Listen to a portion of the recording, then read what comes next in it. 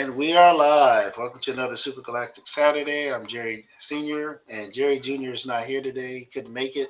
But we have Ron Christian here, Hero Geek, stepping in, stepping up, and we're going to have a great, lively conversation with him. And I appreciate you coming out and joining us, man. Thank you very much. Oh man, no problem. Anytime, anytime. I always enjoy it. Yeah, it's always fun to have you, too. So we got to do this more often, man. So. Yeah, definitely. Yeah. But yeah, continue what you were saying. We were talking about quite a few things before we started. So, Right. but yeah, you go ahead and finish your point because it's very important. Well, with this person that I won't mention, he he's got this discernment problem where he'll, on the one hand, complain about race swaps and DEI and all of that stuff in modern entertainment. Right. But he'll still, you know, watch and support you know, season two of one Netflix with all the great stuff in that, or or he'll say that the new He-Man movie looks fun, even with all the race swaps of characters like Man at Arms and Tila and whatnot. So Right. it's like he's a fence sitter, and he's a consumer. Like he can't not watch something. I think he has a fear of missing out, and Mm. and and Yeah, that that's causes good. him to come across as a hypocrite.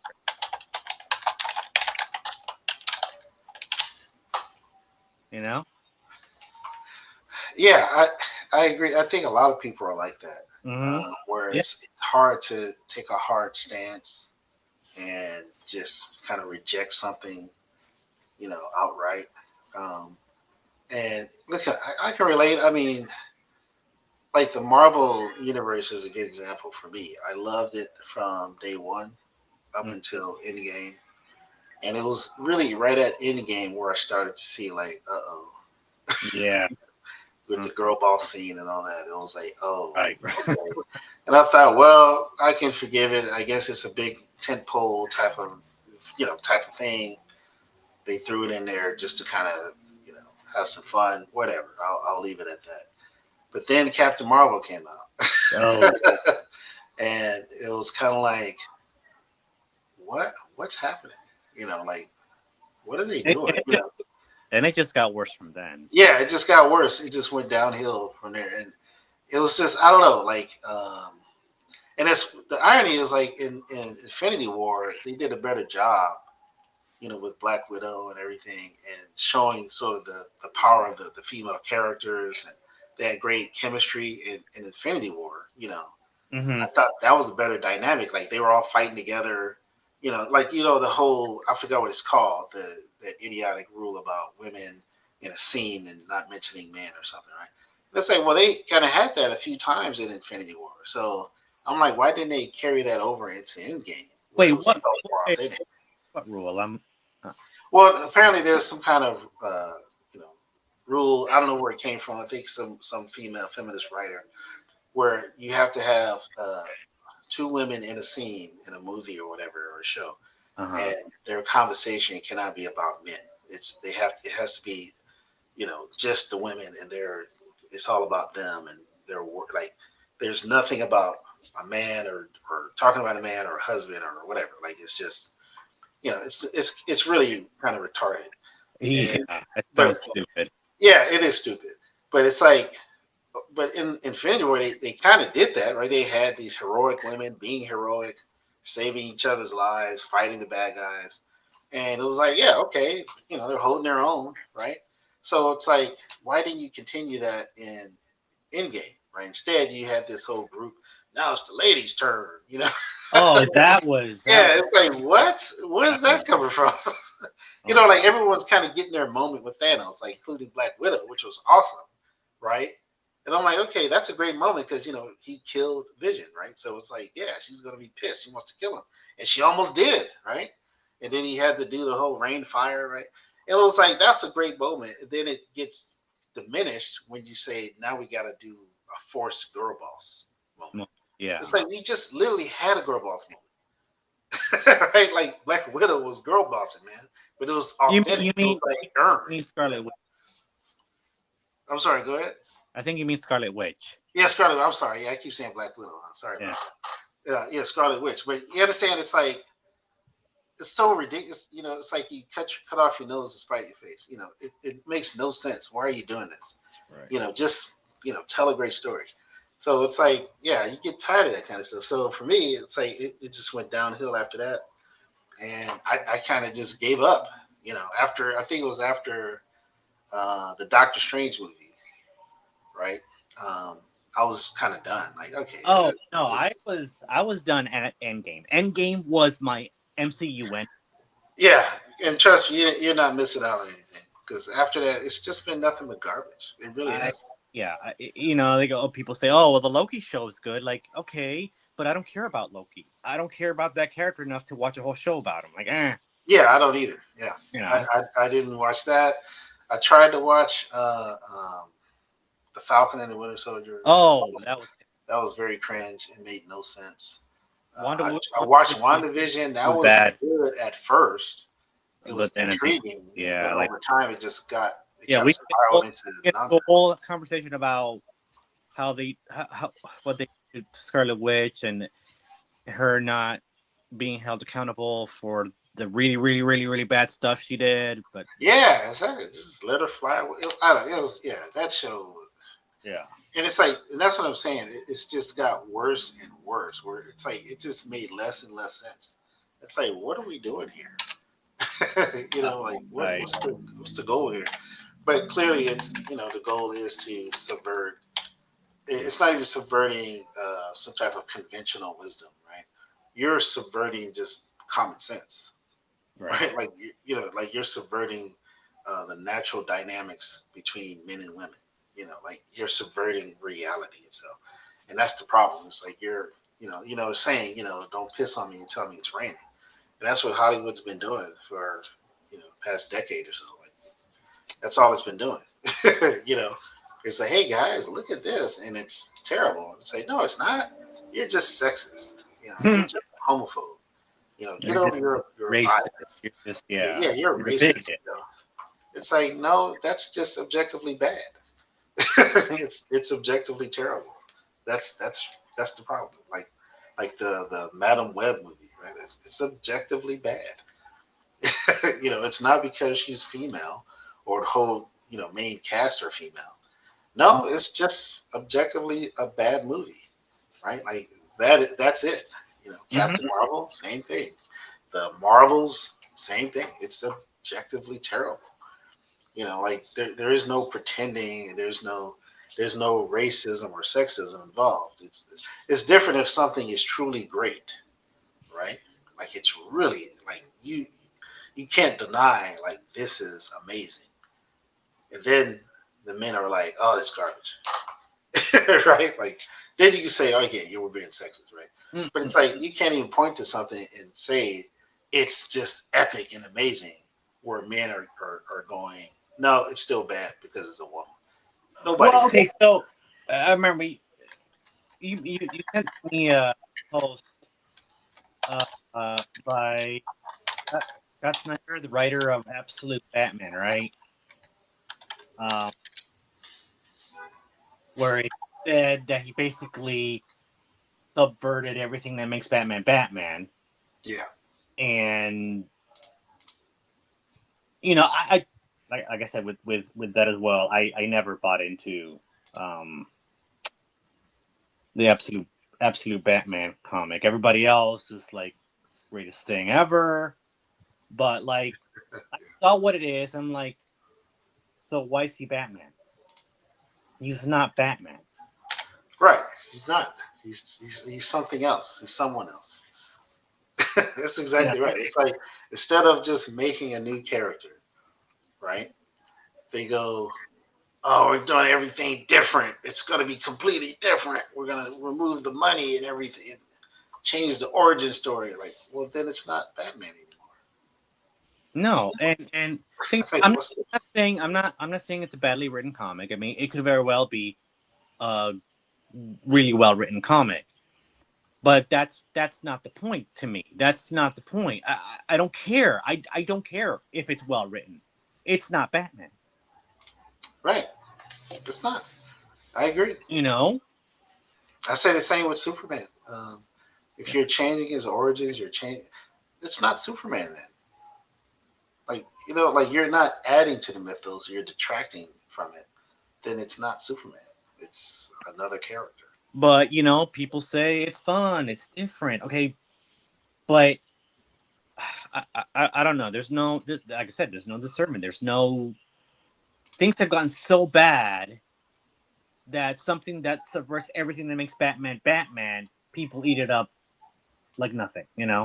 Like Yeah, I mean, it's like you were saying about the Transformers. oh, That's kind of what kicked off this conversation. Right? I know. It's like people. It's Kool Aid in the desert, right? You know, at the Mhm. end of the day, I think general audiences, especially fans, just want something that looks like it's going to be good and it's their favorite thing, their favorite IP, their favorite character. And so they latch onto it quickly when there's a perception of credibility, right? Yeah, and Then also I think a they lot. get subverted, right? You know? I think a lot of it is fear of missing out. So a lot of Yeah, fans, yeah, see something that's really popular, that's getting a lot of hype, and they want to be a part of that hype. It doesn't matter if it betrays the spirit or betrays the character that it's supposed to represent. That doesn't matter as long as it's popular and it's trending and they want to be part of the conversation. That's it. That's all that matters to them. yep, You exactly. know. Yeah, it's I don't know, it's frustrating to say the least, because it's clear that you know they're just banking on the familiarity, right? The member berries, as we call them, right? Like these IPs have built-in audiences, but then at the same time, it's like, but you're not giving us the audience what we're asking for, and it's like I don't know. They fool me once, shame Yeah. on them. I mean, I keep hearing from people like, oh, Absolute Batman is amazing. It's great. It's awesome. I'm like, well, I'm not reading it, but why? It's good because that that doesn't Not matter, Batman. right? Huh? Yeah, Batman. it's not Batman.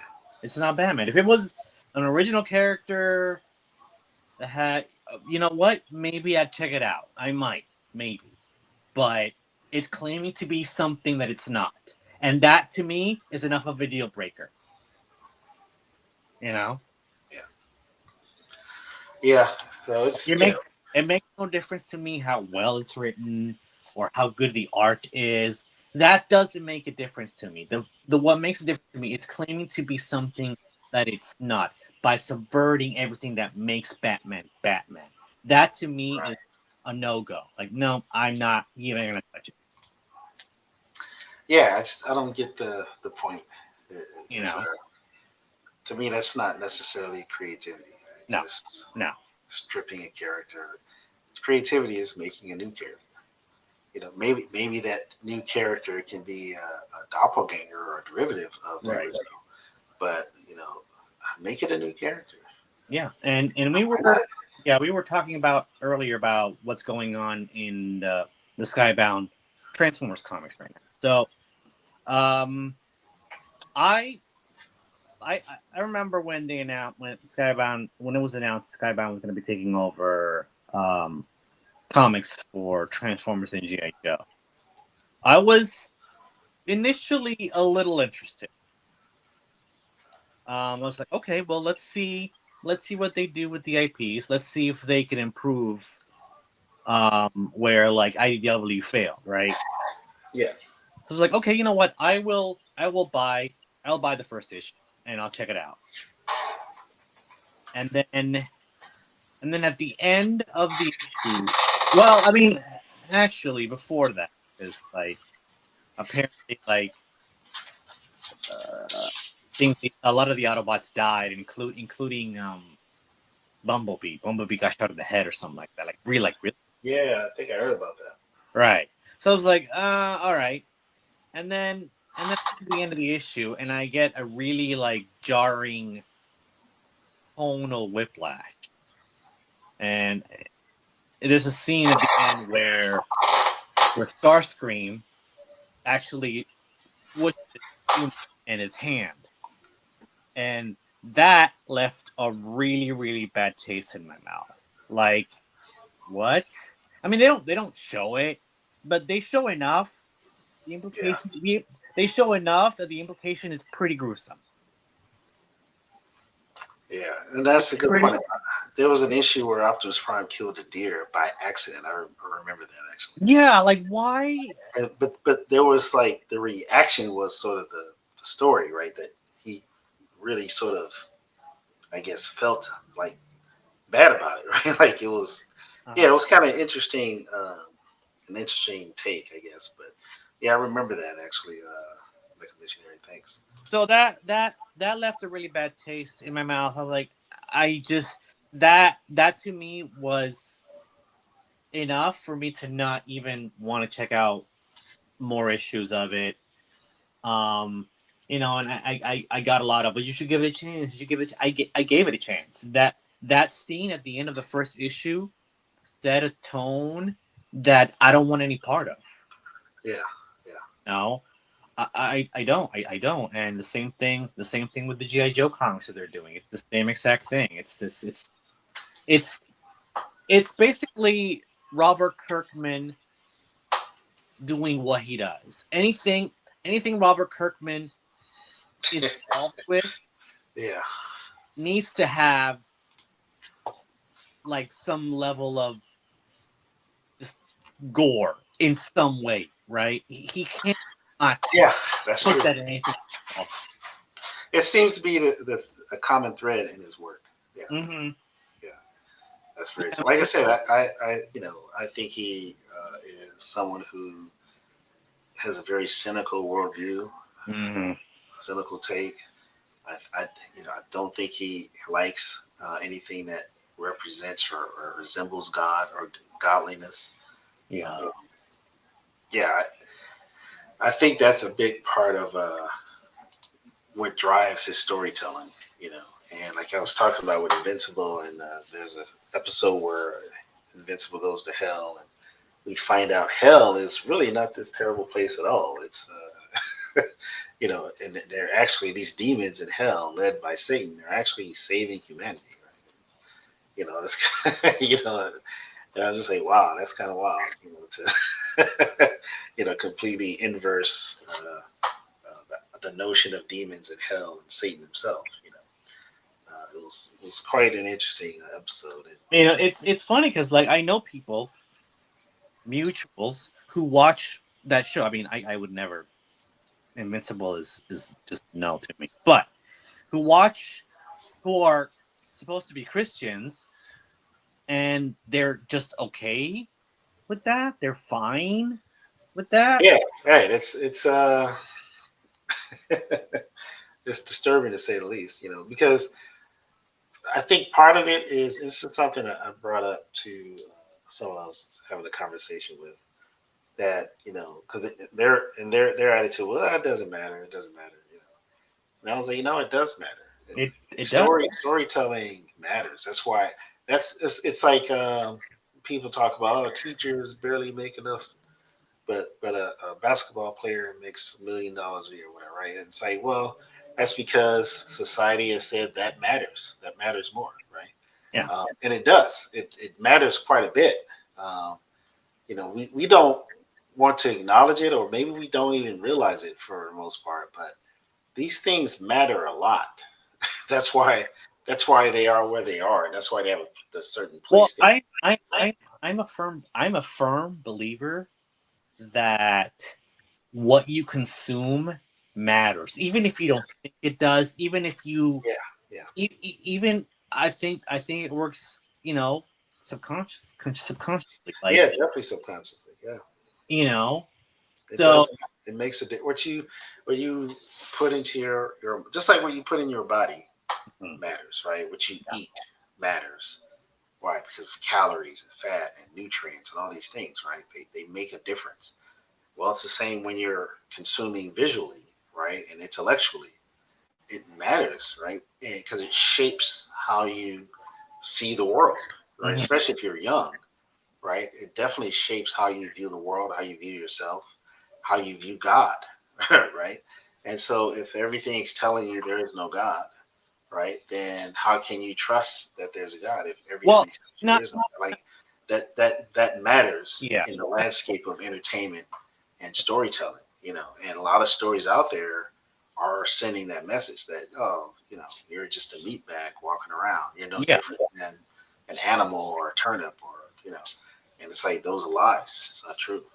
Well, and that this is why even though I'm a fan of superheroes, I don't watch Invincible because I don't think. I mean, this is not a surprise, but I don't think that level of violence belongs in anything in that genre. But that's old news.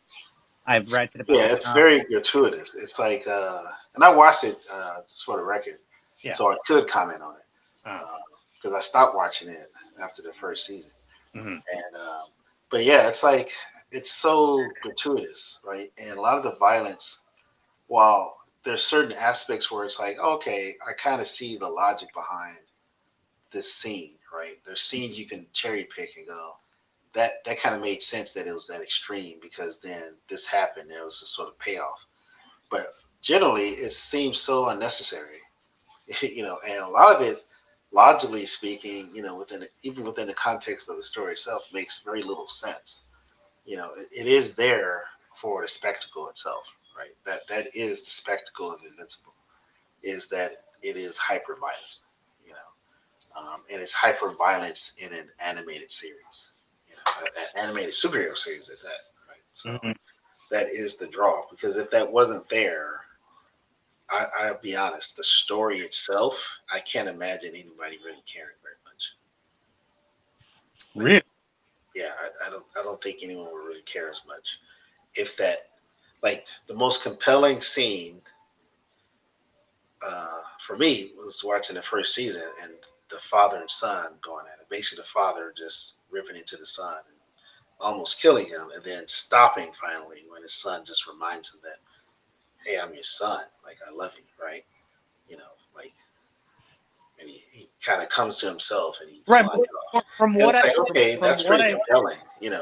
from what Um, I've heard, but not every scene is that. right. Most of the scenes are just gratuitous violence. From what I've heard, Invincible could be told with a PG-13 rating easily.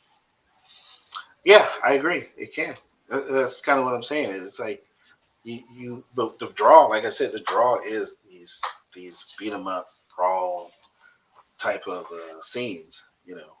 Where they're just squishing heads and dismembering Yeah, people. I don't. And I'm just kind of like, it's like I get it. Like if you have these amazing abilities, why would you hold back? But then at the same time, it's like, yeah, why are you holding? Like, you just in context of everything, it's like, yeah, why are they holding back? It doesn't make a lot of sense. Like everything that's happened doesn't make a lot of sense. Because I'm like, if you have these beings that are incredibly strong and powerful and fast, and they have an army at their disposal. Yeah, what are they waiting for? Just go conquer Earth. Like, like a lot of it just doesn't seem very rational. So, but there's things happen, so things have to happen in the story. Therefore, you know, the story has the story, right? You're right. I just. Yeah. So it's and the boy. I started watching. I gave up on the boys at the beginning of season. I think it was season two. Oh, And just I was like, this is retarded. Like it was just the most ridiculous. you have a much It's, stomach than yeah. I have, honestly, and much a higher tolerance for the deconstruction of superhero genre than I do, because like I not Well, even. it's like watching a train wreck or a car accident. You can't look away. And I'm looking at this, and I wanted to give it a shot because I thought it would be. And to be fair, the first season was compelling. I thought, okay, this is interesting. Mhm. But by the beginning of it, and really by the second season, I was already ready to give up because I watched this intermediate show they had where the stars were, they were kind of on this, having this little powwow, and they're just talking and shooting the breeze about the show. And man, they just started going in on like conservatives. Oh, I think they mentioned Trump. I don't know how many times. right. And I'm not just a big defender of Trump, but it's like it kind of speaks to me like, yeah, like why are you making these comments? You realize you do have audience members that are probably voters for Trump as well, or so like why would you take any side at all? Why wouldn't you just talk about the show and just have fun with the show? And so when I saw that, that already you know made me go, yeah, I probably don't want to watch this. And then I gave that first episode a shot, and I was done after that. I was like, yo, this is over the top for no reason whatsoever. Like Yeah. it's just so ridiculous. And then I've just heard stuff about like other episodes and scenes. Not just, and I'm not just talking about violence. I'm talking about hypersexual nonsense. Yeah. It's like, what are they doing? Like, what is the point of this? It's like it's just putting depravity on display, and but there's like no reason for it. Like you can convey that heroes in this world don't care about anyone. They're not really heroes, right? They're Mhm. more like celebrities. Yeah, you can do that without showing an orgy or something, or you Right. know, a gratuitous sexual nonsense. Like you can convey that message without that, right? Like yeah, we get it. Like but it's like it's there just for the sake of being there. That's really, it's like, hey, we can do it, so let's do it. That's really just like James Gunn and Peacemaker, right? Oh yeah. I watched the first season out of curiosity because I wasn't familiar with Peacemaker other than from the previous movie, the Suicide Squad, right? So I thought, oh, okay, let's check it out and see, and I genuinely liked John Cena, at least at the time, right? And the first season to me was lackluster. I didn't find it impressive. I thought a lot of it, you know, I don't know. I found it wanting, I guess, and it just annoys me. Once again, they had a liberal black lesbian, female. It's like, why are you doing this? Like, it makes no sense. But whatever. So I made it to the end, and I wasn't impressed. Then there's this whole cynical take against the Justice League. That was a scene at the end of the series, the last episode. I'm like, okay, whatever. Then season two comes out, and I'm surprised there is a season two, to be perfectly honest. But there is, and I watched was it the first episode? Yeah, I think it was the first episode, Uh-huh. and it was like, I'm out. Oh yeah, with the orgy scene or Yeah, whatever. I was like, I'm out. Like, what? What? And the thing is though, this What was is the point of this that? this what? sort What of is the point? this sort of mature veil is all over the place when it comes to superhero stuff right now, and it's like, why? I don't. I, I don't know. I just like. Anyway, back to Transformers. So what they did is apparently Alita One in the comic. Alita One doesn't think that Optimus Prime is a good leader for the Autobots because she thinks that he should stop and leave Earth, stop protecting Earth, and go back to Cybertron to defeat the Decepticons and Megatron, all that. Right. So he's like, no, no, no. We brought the war here to Earth. We gotta stay here and protect, Earth.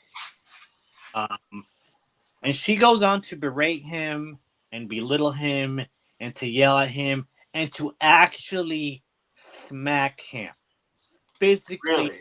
hit him. Yo, that's Okay. crazy. On the post that I did on X, that's Oh, so that's what's happening. No way. where she smacks Optimus Prime, completely emasculating him like These people have lost bad. their minds. Okay, They really have. so and then he caves. He goes, you know what? You're right, Alita. I'm not fit to lead the Autobots. I'm going to give up the Matrix leadership to you so you could lead the Autobots. Like, what? Yeah, that's crazy. You know, and everyone who jumped on the bandwagon for this comic and who just, you know, praised it and all that. What now? What now? Like, this is obvious DI, you know, girl boss, insufferable feminist, you know, belittling and berating Optimus Prime, okay? And him just like, okay, here you go. Like, no. That's wild. It just, Yeah, I don't. Yeah, I remember. Well, I don't know. I don't want to throw Jerry under the bus. I'll wait till he goes. But in writing our script, for Super Galactic, right? We mhm. had a scene where that kind of happened, where one of the subordinates smacked, you know, the, the hero,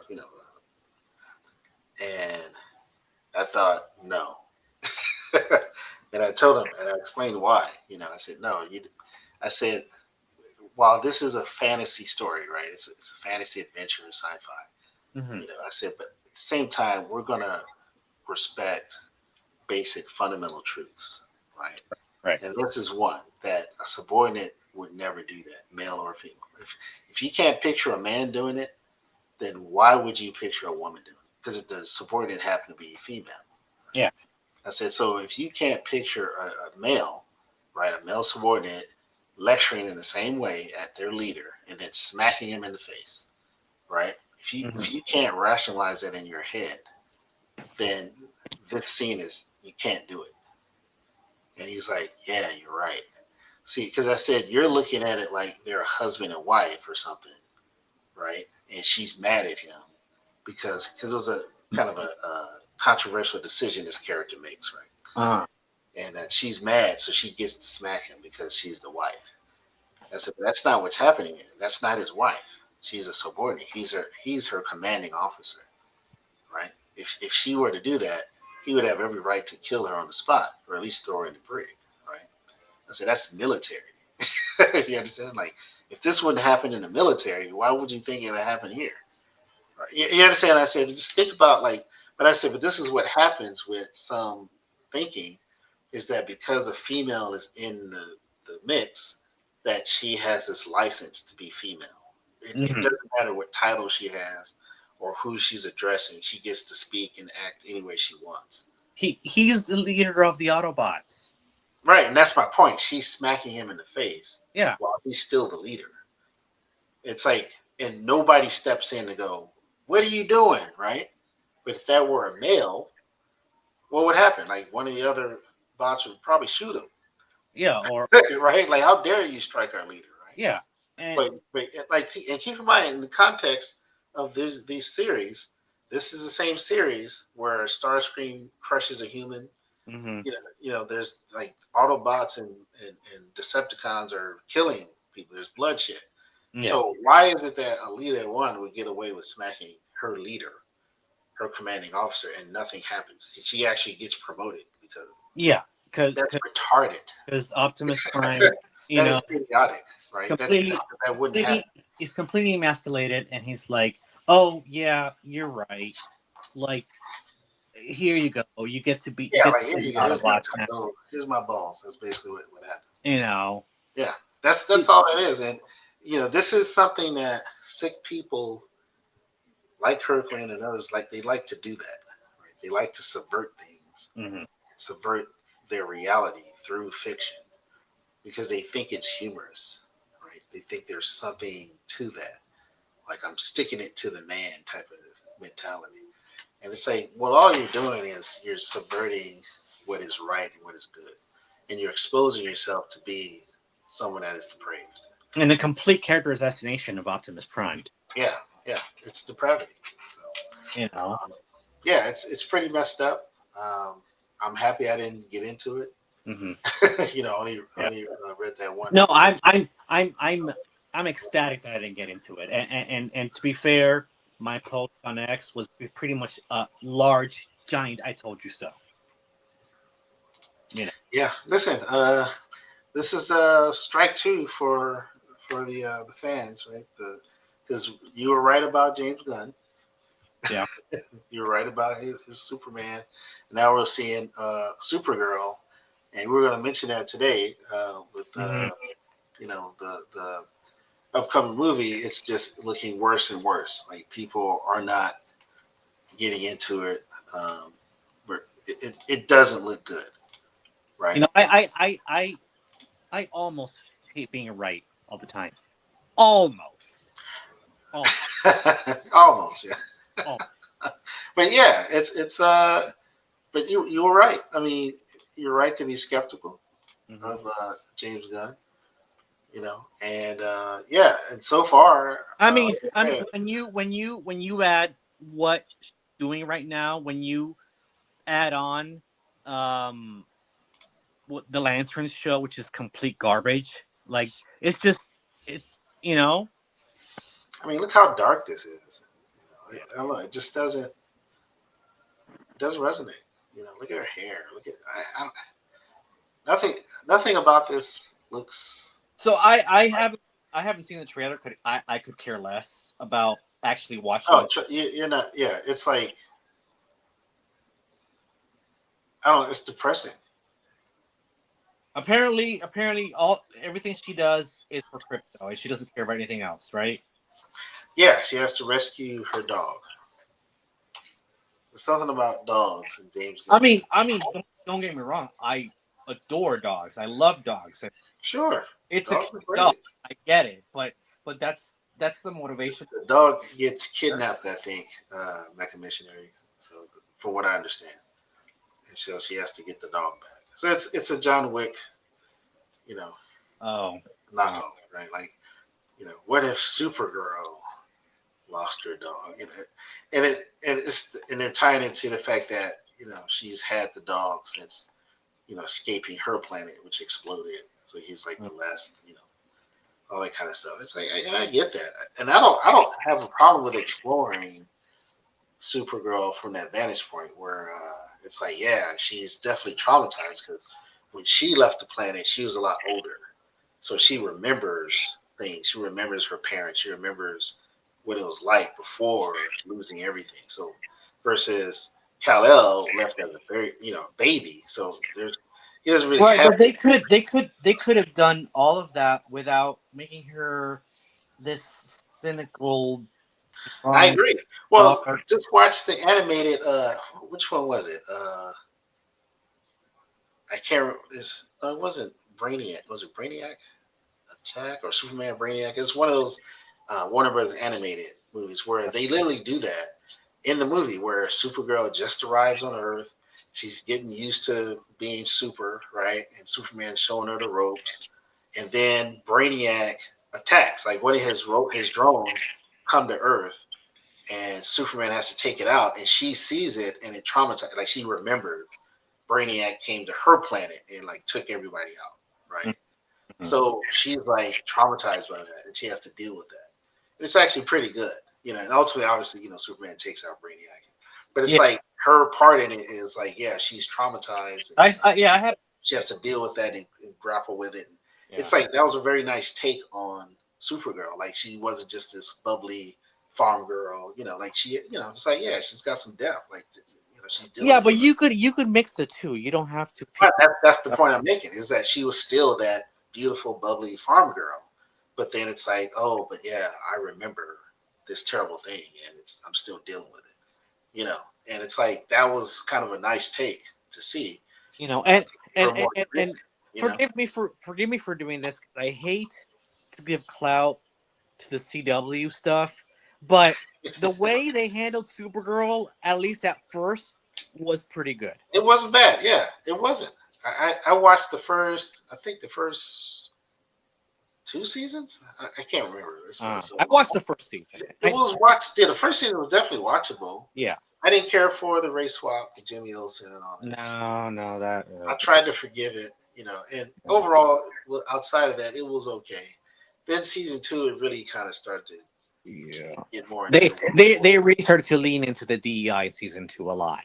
yeah, they did, and I barely got to the end of it. But So, but her as Supergirl, she was great. She yeah, was she great. was, and the crossovers were okay with her and the Flash. Like you know, Right. she was a good cast for Supergirl. I give them that. This was when the CW shows weren't that bad.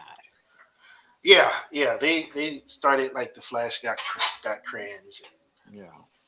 a few other things. But then there's the things that the actors have been saying, attacking fans and being all defensive, and I mean, can anyone say Rachel Segler? Can anyone say that again? You know? I don't know. I don't. I mean, is she in anything right now? I don't know. I don't No, think no, so. no. What I mean is the actress that's playing Supergirl in the movie. She's doing the same thing that Rachel Segler did. Oh, I think I heard about something about she tried to blame misogyny or something. She's playing the victim. She's That's like doing you what can't make this stuff up. she's doing what they all do. She's doing what that actress for Starfleet Academy did. She's doing what that actress from Star Wars The Acolyte did. It's a narrative at this point. Yeah, it's the same same old song all over again, right? Yeah. Yeah. It's getting old. I don't think people are falling for it anymore. I think people are getting fed up, and we'll see. We'll see when Supergirl comes out. You know, Well, how you'll it looks see. like, but I You'll don't think see. it's I gonna. don't know. I'm not watching it. I don't think it's gonna do very well. I think it's probably gonna flop. I think James Gunn. Um, listen, I genuinely liked James Gunn. I liked what he did with the Guardians. Guardians of the Galaxy. Um, but even the second Suicide Squad movie, right? He did that one. That was okay. I was pissed at him how he handled Polka Dot Man. I'll never forget that. I It was was really, R-rated. really, To me, really to upset me, about that. to me, that movie was R-rated, so that was a deal breaker, and I Uh, refuse. I refuse to watch Deadpool and Wolverine. But I'm not watching that. I watched Deadpool Wolverine. It was okay. It was okay. Um, but it's not enough. It's not enough to save uh, Disney Marvel. It's not. Um, but it's just so fragmented and disjointed. There's no common thread or theme, or like it was in the first two or three phases. Right, there was a common thread and theme that you could count on. But right now, you know, Even like even you even said, since the end game, it's just been even with all over some the of the place. not so great ones, I'm thinking about the first two phases, like movies like Thor, the second Thor movie. It wasn't the greatest. Fine, it was weak. No, it wasn't. It Yeah, was weak. yeah, Or Iron Man 2 was kind of weak, but yeah. I mean they're better than anything we're getting now. They are. Yeah, I appreciate them way more. Listen, I appreciate the Green Lantern movie Yes. with Ryan Reynolds. I appreciate that movie way more after seeing the trailer for the Lanterns, yeah. Lanterns or whatever. I'm like, you know what? We didn't know what we had, man. Mhm. We didn't know what we had. That movie, looking back, has aged well compared to the slop that we're seeing today. It Yeah. really is. it's And it's not bad at all. this is gonna sound crazy, but I appreciate Batman and Robin, the Joel Schumacher movie, Yeah, like a same lot here. more now. Yeah. Or I we listen. I like always loved those movies. I thought they were fun. I never had a problem with them because they knew what they were. They were just silly fun, tongue in if you cheek. were to give me the option of watching either the Batman with like Robert Patterson, whatever was the name. Yeah, I think it's Robert Pattinson. If you were to give me the option of watching that movie or watching the Adam West Batman show, I would pick the Adam West Batman show. Yeah, I yeah, would, 100%. yep. You I'm with know, you on that. Yeah, I mean, I agree. It's like looking back, I mean, listen, I want Batman Brave and the Bold. Bring that back. Oh God, You know, it was that great. was to me that was a chef kiss masterpiece of a show because it blended the best of the animated series Bruce Timm and the classic '60s campy Batman show. Like it was just beautiful tapestry they wove right where it's like Yeah, it has like action adventure but it's also fun and silly, right? Like yeah, wow, like yeah. it struck this beautiful balance that was kind of unprecedented. I don't think I've seen that before in shows. I love it. I bought the whole thing on Blu-ray. I freaking Yeah, yeah. listen, I'm with you, man. Like that was a great series, and they ended it so well with respect, which I appreciate as well. So Yeah, it had a great series finale. Like, yeah, I wish we got more of that. mhm. I wish that uh, we had more people who were working on these IPs that respected it enough to do things like that. Like looking at Starfleet Academy. Oh, It's like don't even. these people have no respect for Don't, camp don't, don't, don't. I mean, we at can get all. into a whole spiel about some stuff I found out. Like, apparently, well, I'm not gonna hear it. Apparently, a bunch of Star Trek veteran actors, including William Shatner, actually sat down with a lot of the cast and crew for Starfleet Academy and essentially told them, "Your show sucked, and you're destroying Star Trek." Really? It got pretty heated, pretty bad. Where one of the actresses essentially, if later on I'll see if you're interested in what happened. I'll send you a video about it. Okay. Um, but essentially, she accused them of being racist and being out of touch with what modern audiences want. All of that, it got heated. They got there was yelling involved. Wow. Uh, so one of the actresses from Starfleet Academy, she lost it. She started crying. She went on a tirade. So Oh, later on, she went online and started blaming Paramount and toxic fans.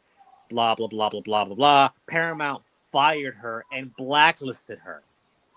wow. Really? Yes. Man, that's a lot of drama going on. Uh huh.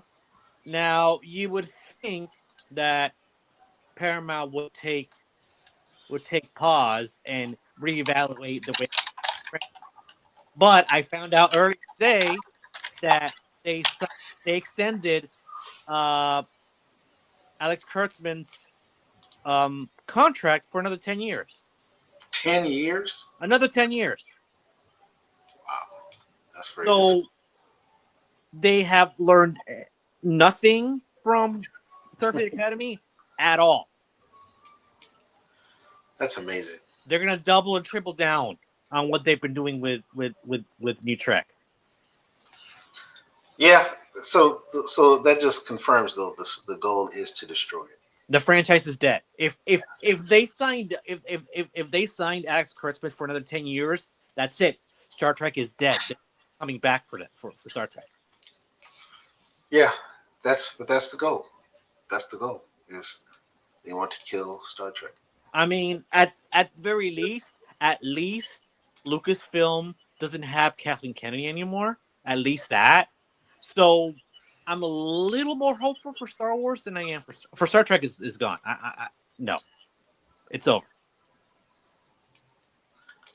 Alex Kurtzman was essentially the Kathleen Kennedy for Star Trek. You know what I mean? Yeah. Yeah. Basically, he's the same thing, and they just Probably worse. probably worse. I mean, And they after just seeing Starfleet Academy, and they that's just just extended a his dumpster for fire. 10 years. So things are not gonna change for Star Trek at all. Sadly, and that sucks. You know. That's amazing. And I heard this is ironic. I heard that Patrick Stewart signed a deal with Lucasfilm to be in the Star Wars project. Really? Yes. I guess money talks. Right. I mean, what else could it be?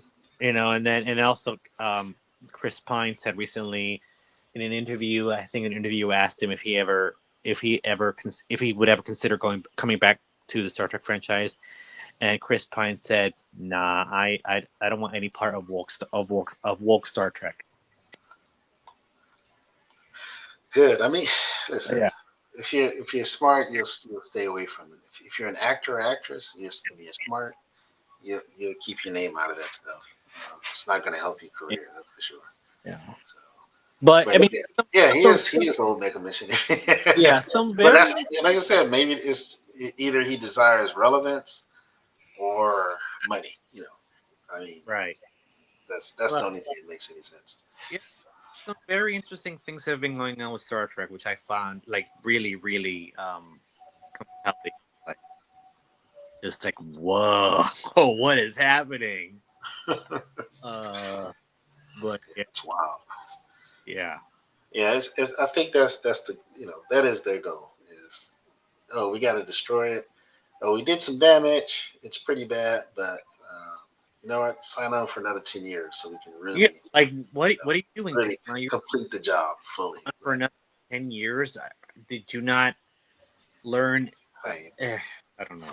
Well, they're not going to because the goal isn't to learn. This is what I've always contended that these people who are working on these projects, right, these directors, producers, and writers, their goal is not to entertain us. Their goal is to literally destroy these IPs, to tear it apart, rip it apart, subvert it in any way they can to get their so-called message out, right? And it has nothing to do with whether or not we like it or whether or not it makes money. They don't care if it makes money. They don't. They really don't. No. It just has to be made. It just has to be put out there, and that's it. And I do believe that it is an agenda. That's why they keep doing it because we it's like there's certain voices out there who have been speaking up against this stuff. Many of them very prominent. Yeah, and And it's they're basically right to speak up, but I like think they missed the point. It's like because some of them say, "Oh, they've learned their lessons," or they're learning the hard way, and it's like they're not learning. That's the part you have to understand. They're not learning because they don't care. You have to care to learn something, right? It's like we're treating it as if, oh, well, they were just tone deaf, or they just didn't get it yet, or mhm. it's like no, no, no, no. That's not it, right? These are not mistakes, right? Everything you've seen from Disney and Universal and Paramount and Netflix, it is on purpose. It is Yeah. intentional. They know it's going to piss you off, and they don't care. You understand? They're going to gender swap and race swap to their heart's content. They're going to inject feminist nonsense into virtually everything and girl boss it up to their heart's content. And by the Right? way, we Go ahead. established this includes comics, like duh. Yeah, exactly. Especially in comics, um, it has nothing to do with what is objectively good Yeah. because they're going to always exist in their bubbles. So their bubbles, they're getting high fives and pats on the back, right? Hmm. And especially if it pisses off a conservative. Oh man, yeah, you showed them, right? Hmm. So yeah, this is the reality. That's why alternative media is important. That's why we should pull away from conventional media and start supporting independent content.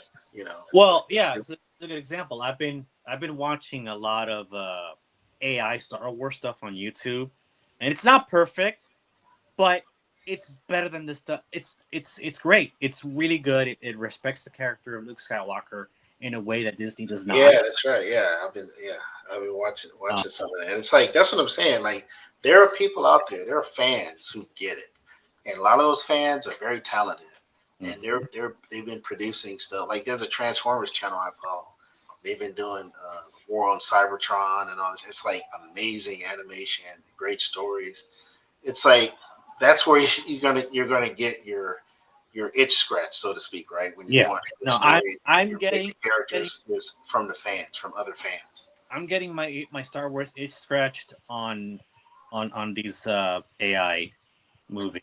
stuff, and they're not perfect. They're still a little rough around the edges. Yeah, But of course, but I, it's forgiving. You can be forgiving because I, it's like, I, look, I, these guys are I, digging into their own pockets. I can forgive it because they get the characters right. They get Yeah, the tone yeah, of Star Wars right. They get Luke Skywalker. exactly. They get him right. This is the way he is. This is Yes. the way he is going, and I love it. I love this stuff. And now I'm going to seek out maybe the Star Trek equivalent of this stuff if it's out there. You know, Yeah, I I'm agree. going to. So I think that's the future. Um, we're the future, right? Yeah. Um, you know, your stories and your characters. Mm-hmm. That's the future. You know, and I really believe that. Like, you just got to just keep moving forward, keep working, and keep building. And the people will, what do they say? If you build it, they will come. It will come. Yeah. They will come. It's just a matter of time and opportunity. And Yeah. yeah, it's because I don't think Hollywood is dead. See, the problem is what's going to happen is Hollywood is going to pivot into YouTube, right? And YouTube is going to welcome it, unfortunately. Mm-hmm. I never liked the idea of Google owning YouTube.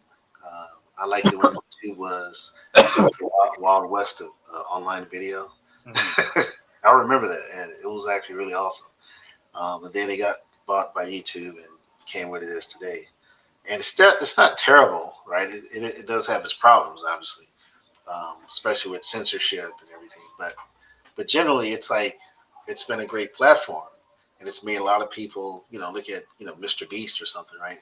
Mm-hmm. Um, millionaires, billionaires, even, right? So you know that can't be dismissed. But as soon as Hollywood gets its claws in YouTube, I don't know. I think YouTube will die. I don't think it will flourish under Hollywood's, you know, like, and I'm not talking about celebrities that become podcasters. Like, that's fine, but I'm talking about when they get integrated into the Hollywood machine, production companies and things, and they start using it as this platform. Um, Right. I don't think it's going to be a net positive. I think it's going to be a net negative. I I'm hoping because I know of a few people who are attempting to create uh, alternates to the Hollywood entertainment industry. I know one of them is Zachary Levi. Yeah, yeah, that's right. He started his own production He's company. starting his own production company and Not studio. this production, but a studio. He's actually building out a physical Yeah, studio line. a Yeah, ranch or something Less than 200. up in Texas. yeah. You know, So uh, it's happening. there's The, a few other people. I think Matthew McConaughey is trying to do something as well. yeah, that's right. I've heard that. Along with like Billy Bob Thornton and like Dennis Quaid, I think. Yeah, I mean, but we'll see. We'll see how it shapes up, right? Yeah. Because someone like Zachary Levi, even while he's kind of latched on to the independent space more, Mm-hmm. right? He's still going to go through the Hollywood machine, right? Mm-hmm. So because he's connected to both, right? Right. So hopefully we'll see, like I said, a net positive with him, where maybe through him he'll facilitate bringing in independent creators, right, from the YouTube space into mainstream somehow, right, through Mm-hmm. streaming or some other way. We'll see how that shapes up, but I mean, there's going to be people like to name one that just always comes to mind is Eric July in the Ripperverse, and how within the last three years or so. Well, as you know, I have mixed feelings about Ripper. Well, that's fine, but the point is, here's an truly independent person, right? Came out of nowhere, Mm-hmm. built a comic book company, right? Through good faith from being a YouTuber and a performer, right? You understand what I'm saying? Like, never really mainstream, never really Hollywood, right? like never, and now he's making a big splash and going pretty strong. You Yeah. know, and I Right. think more are going to do that. Like more and more are doing it. You know, a common writer, except common writer.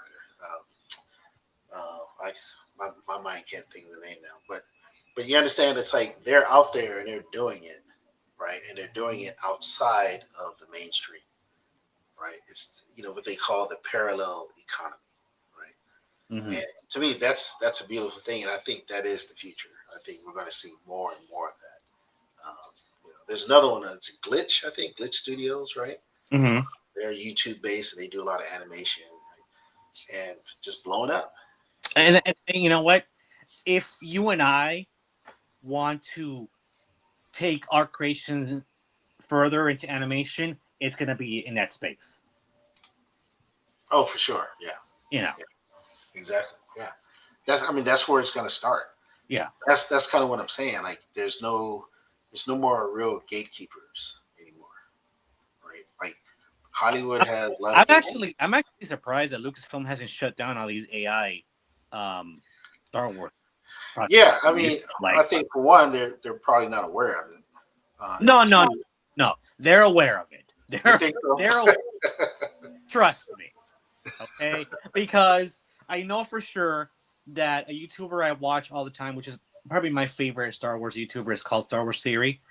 Um Yeah. he's seen a lot of these AI movies on his channel. And I know for a fact Lucasfilm watches his YouTube channel very, very closely.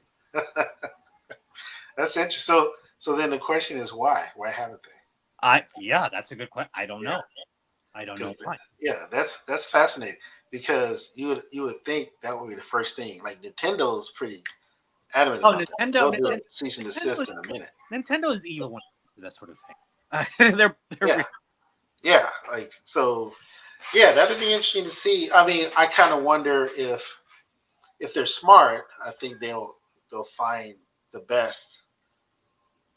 However many that is, however many channels that Mhm. may end up being, and they'll say, "Hey guys, here's some money. You know, work with us and make something awesome, right? Like that would be the smart thing to do. Is here's some money. Now you're operating under our official Lucasfilm. All right, but would they want them to make their version of Star Wars or the No, if Disney they're version of well, Star like I said, if they're smart. Wars? Yeah.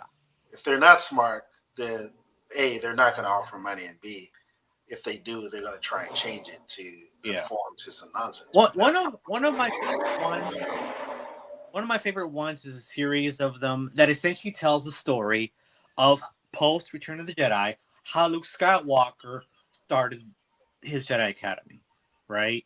And it ignores a lot of the Disney stuff. I mean, it I kind of hope so. picks and chooses, but it has Ahsoka in it, and it has Cal Yeah, that's fine. in Yeah. it, you know. But um, it's a great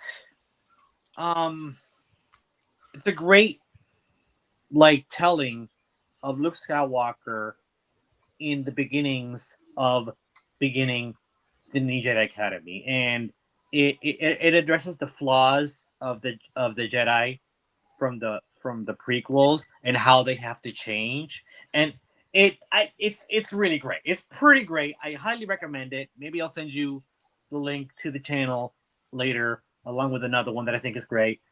Um, but yeah, if Disney were to make that into a show, I would be on board 100%. Yeah. You know, I would That be sounds there. awesome. Yeah. Ironically, it seems Paramount is a lot more strict when it comes to Star Trek because a couple of years ago there was this really really good Star Trek fan film which acted as an in-universe documentary about a specific battle.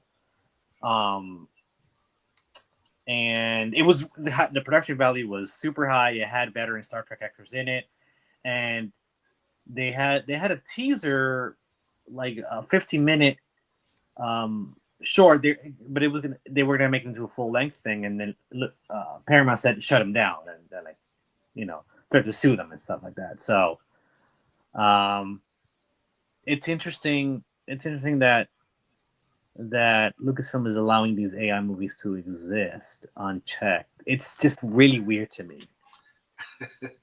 Yeah. Well, remember, Disney had a deal with OpenAI and Sora to allow for licensing or whatever, and Hmm. that kind of fell through now. Because Sora got deprecated, it's ended.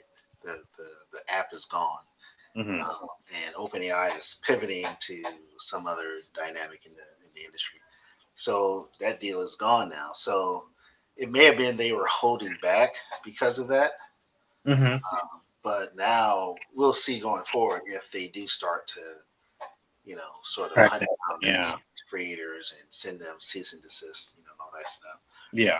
But keep in mind they're not monetizing either. So and they're Hmm. not representing the content as if it is official Star Wars or that it's from Lucasfilm.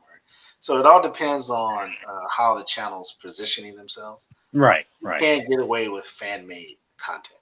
Like you can't, because if you're not monetizing it right, um, directly, then it becomes this sort of slippery slope. Like, and you're not using their assets. Like, you're not pulling clips from the actual movies, for example. So it depends. It depends on how they, because you can say the argument is you're using licensed content. And it's like, yeah, but we're generating licensed content ourselves. Like we're not using Luke Skywalker from the movie. We're just using an app and telling it make Luke Skywalker do these things, and the app just happens to know who that is. So it's no different than, like, think about it. If you go to an artist and you say, I want a commission for Luke Skywalker, and I want him holding a lightsaber, and I want the lightsaber to be purple instead of green, whatever, right? And the artist draws that, right, or makes it in a digital app. Is that copyright infringement? Right? Yeah. It's like, well, no, it's not. It's just a commissioned work, Hmm. So is there a distinction to be made between that and telling an AI artist to do the same? So it's like all these sort of court actions.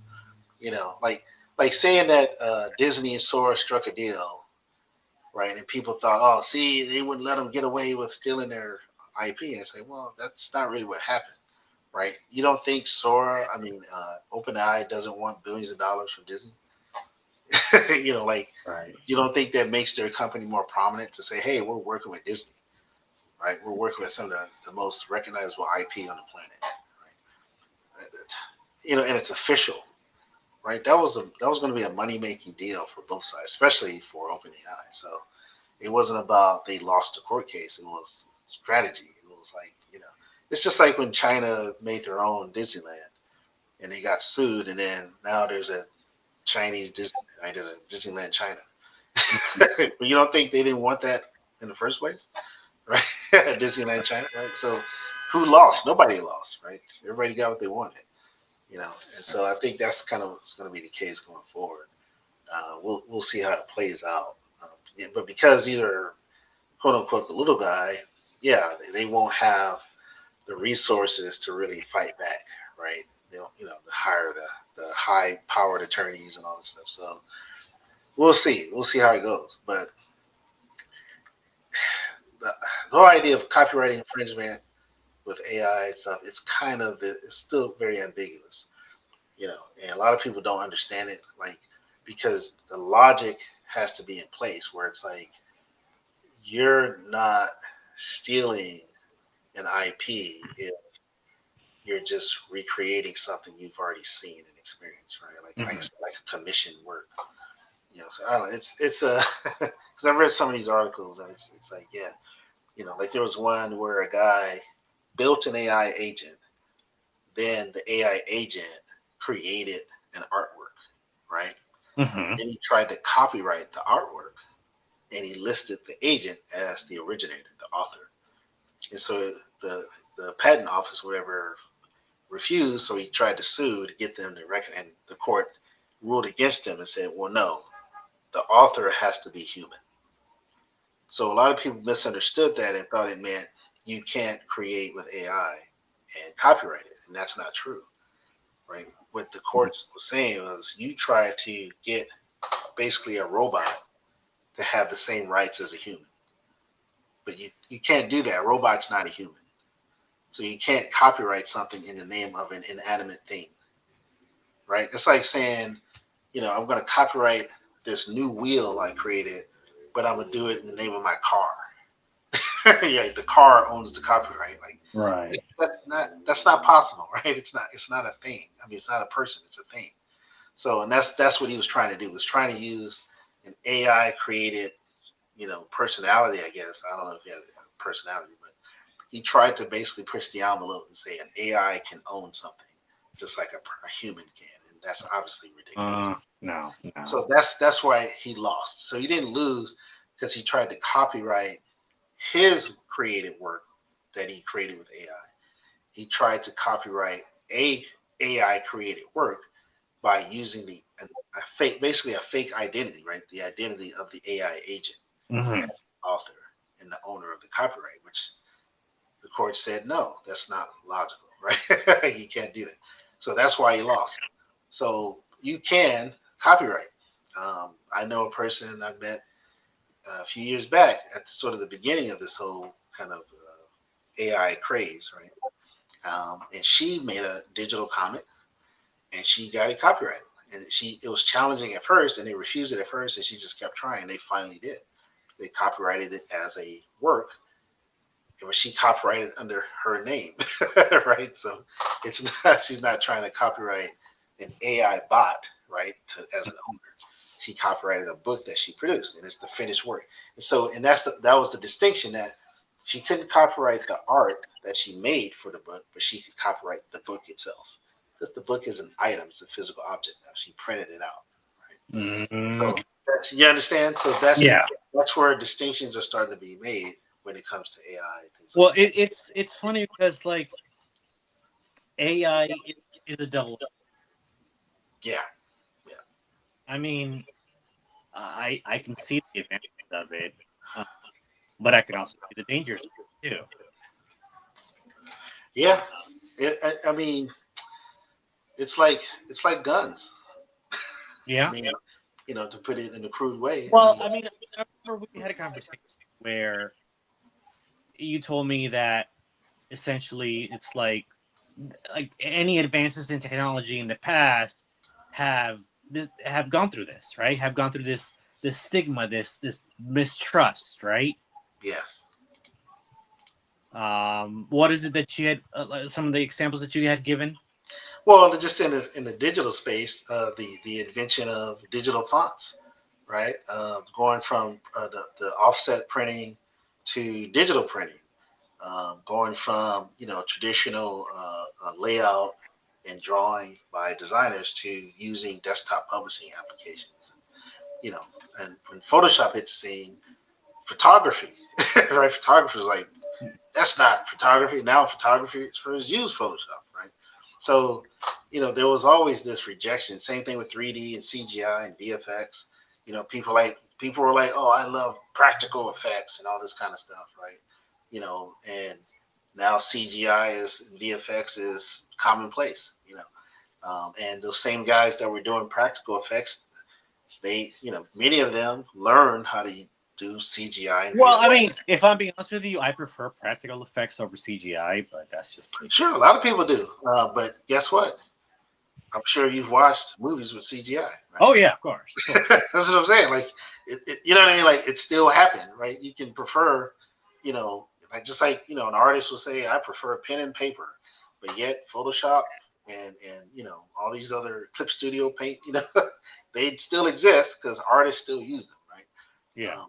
And at the end of the day, when your preference just becomes a preference for novelty, and that's fine, but when it comes to marketplace innovation, and that's what we're seeing here with AI, is marketplace innovation. It's going to keep moving forward.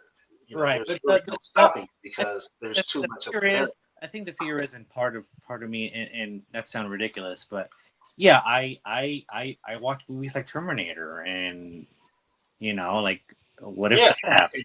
Terminator 2. I mean, that's a masterpiece. Yeah, and it's all I'm sure there's some practical, but there's No, no, CGI no, no. What I mean, all through it, right? danger of AI is what I meant. Oh, okay. Right, where AI becomes self-aware and all that happens. Yeah, I honestly don't think that's going to happen.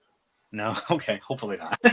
And only say that because having, I've been doing a lot with AI on my own. It's very stupid still. That's number one. Two, a lot of what we're doing that we call AI, like with some of these applications, isn't actually AI. Mm-hmm. Really not in the truest sense. It's more like very powerful, what they call language models and algorithms, right? Um, it's you can compare it to a very smart search engine, right? Mm-hmm. Like, that's kind of where it's really really advanced when you compare it to a search engine, Right. right? Or Right. to like Siri, something like that. But at the same time, it's not Terminator, right? You understand? Like it's not there, It's not Sky. and this what we're seeing isn't the pathway to that either, right? It's really not. I think the pathway to that is probably going to be very different. It's going to be But something. I think there. Maybe it spins off from this, but it's not this. Right. I think there's a danger of that. Some people out there, some might create an AI that can learn and become self-aware. Like we don't know, you know.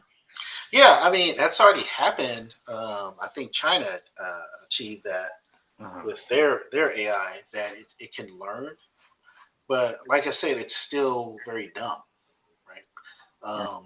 Right. And that's kind of my point. What we're really talking about is humans creating a system that mimics human capability, right? Right. But at the end of the day, it's a human that has to program, and not just a human, but a team of humans to make this entity into something, right?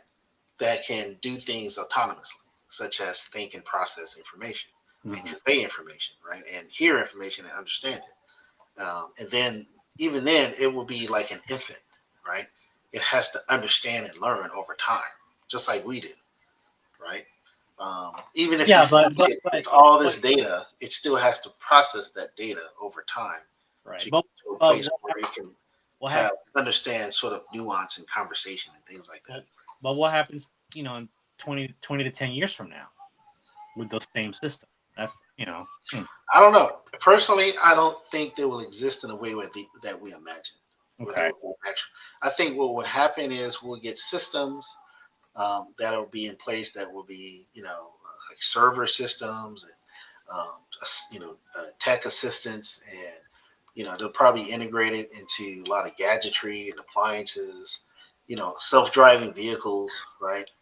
And the problem will be that they will still need maintenance. They will still need upgrading. They will, like they'll still be susceptible to viruses. Right? You go on and on. Even if you make an AI that can, you know, quote unquote, repair itself, right? Like it can monitor its own systems, right, and update itself, right? It's like it still relies on some type of externality to exist, right? Such as electricity. You understand? Like Yeah. it's never going to be something that surpasses human capability, right?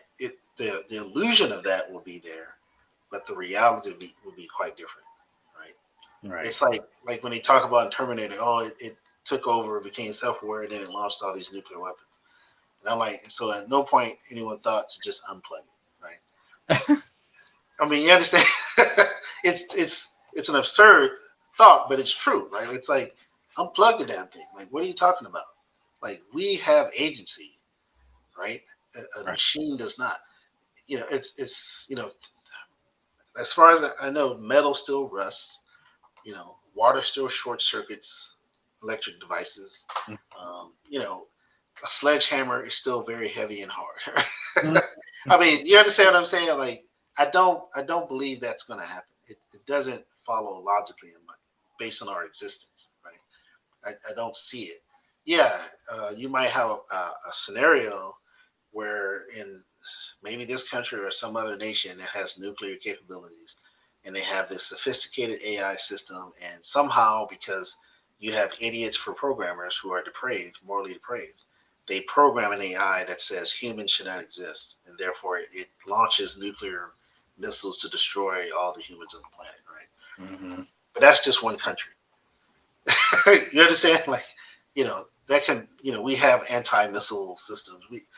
So I honestly don't think that will happen. I don't think it could happen unless we just literally throw up our hands and become like Wally, right? We're just fat and we're hovering around in these little hover chairs, and all Yeah. we're doing is eating and sleeping all day, right? Eat, sleep, and fart, and like serious. We just become morons, right? We become morons, Although, so on another note, even though we're saying all these bad things about Hollywood, there are a few projects that I am excited about. One of them is the new Mummy movie with Brendan Fraser and Rachel Weisz. Oh yeah, I did I'm hear something about that. Yeah. I'm pretty excited about that. I'm a big fan of the first. The third one doesn't exist to me, and apparently they're ignoring that third movie too, which is great, awesome. Uh, um, Yeah, that's good to hear. And have you watched A Night of the Seven Kingdoms? I think it's called, right? I heard really good things about that. Yeah, I've heard nothing but good things about that. I want I to heard check that good out things myself. about that. Yeah, is that like what is it, HBO or something? Right. Yeah, apparently it's set in the Game of Thrones like Right. Yeah, it's the Game of Thrones universe, universe. Yeah. whatever. But apparently it's really good. The main characters are like really noble and heroic and selfless. Yeah. Yeah. Sounds like it's hitting all the right notes. So Yeah. I think I plan to check it out myself because yeah, I want to definitely watch what is actually good. I recently watched. It wasn't bad. Was Sherlock by Guy Ritchie on Amazon. Oh, which one? What is it called? Young Sherlock. Oh, Young Sherlock. Okay. Yeah, apparently it's a retelling of young Sherlock Holmes. Apparently, in the show, him and Moriarty were best friends before. So Oh, interesting. Okay. it was pretty interesting. So there's That's things that's pretty good so far. probably this week I'm gonna watch the Mario Galaxy movie, see how that is. I heard some mixed reviews, but I want to make up my own mind. Yeah, I've been hearing some interesting commentary.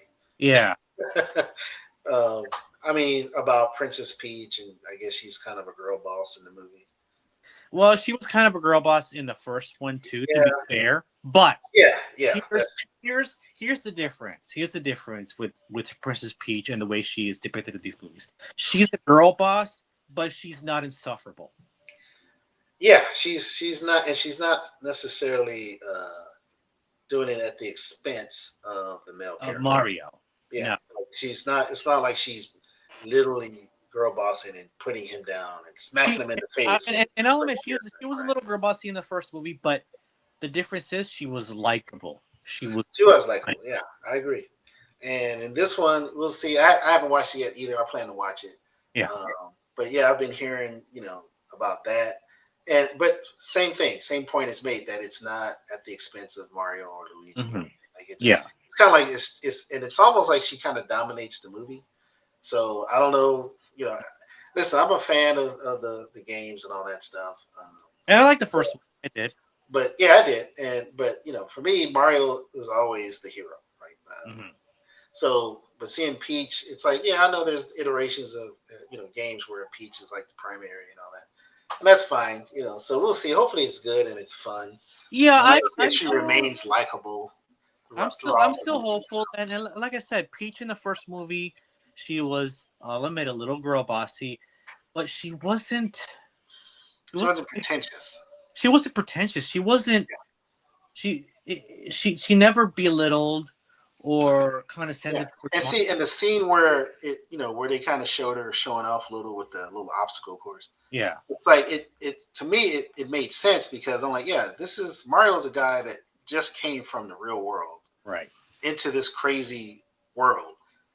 he's not gonna just master this stuff right off the riff. Mm-hmm. So it makes sense that he struggles, and it makes sense that she came here when she was a baby, Mm-hmm. right? So she's gonna be really good at this. Right. Like Right. that just makes logical sense, right?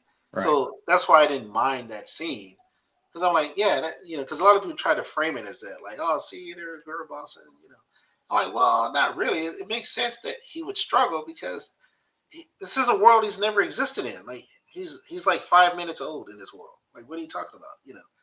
And all of a sudden he's got to master these weird, crazy obstacles. It's like, come on now, And it makes sense that she's able to. Why? Well, she's been here all her life, right? So she's had plenty of time to master this stuff, right?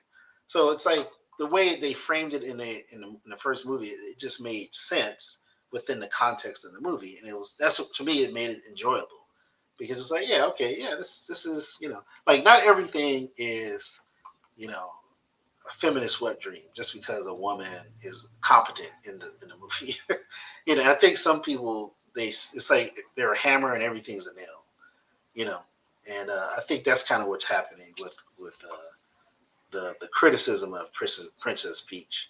Looks like we lost Hero Geek. I think he had to go. I'm not sure. So hopefully he'll rejoin if he can. So, but but yeah, I'm looking forward to it. I plan to watch the second movie. Overall, I've heard it is good and it's fun, and that's all we're looking for, right? It's like going to a theme park. You're showing up for a good time and a ride and a good laugh, and to see some of your favorite characters on the big screen, right? So, oh, he's back. Here we go. Yeah. What happened? Hey, there you go. All right. I thought you had to go, so that's fine. Well, I do have to go. Okay. Yeah. Yeah, no problem. Yeah, if you got to go. But yeah, I mean, that's kind of all we have. And I was just kind of reinforcing your point that, she's not pretentious. She's likable. And I think, and hopefully that's the case with this second movie. Yeah, I hope so too. Like if you present me with a girl boss and she's not like mean or bitchy about it, if she's like nice and it's not at the it's not at the expense of the male character, I can accept that. I'm okay with that. Yeah, yeah, exactly. Yeah, and then and from what I always like to point out is it has to make contextual sense. It has to Right. make cinema sense, right? Within the context of the world that's being made. Like if she's bionic or something or cybernetic, yeah, okay, she's gonna beat up guys that are 6 feet and 200 pounds. Like that's Right. fine because she has this extra ability. But if she's not, it's kind of like, okay, now you're asking us to just suspend all of reality, right? It's like it has to be plausible to some degree, right? We have to be able to say, we like this character and we want to see her succeed, but it has to make sense the way she does, right? Mm-hmm. That does matter, but yeah, that's all I got. All right. If you got to get going, I appreciate you. Yeah, this was fun. It's been fun. I always love talking to you. You got Fun. anything else you want to say before you go? No, not really. But it's much easier doing this over the phone than it is setting up on the computer. So Really? Okay, that's good to yeah. hear. Awesome. I'm glad we made it work. So yeah, that's good. Yeah. But yeah, man, I appreciate your time. Thanks, and thanks everyone for joining us today. I appreciate you, and hope you have a super galactic Saturday, and we'll see you around. All right. Later. Bye.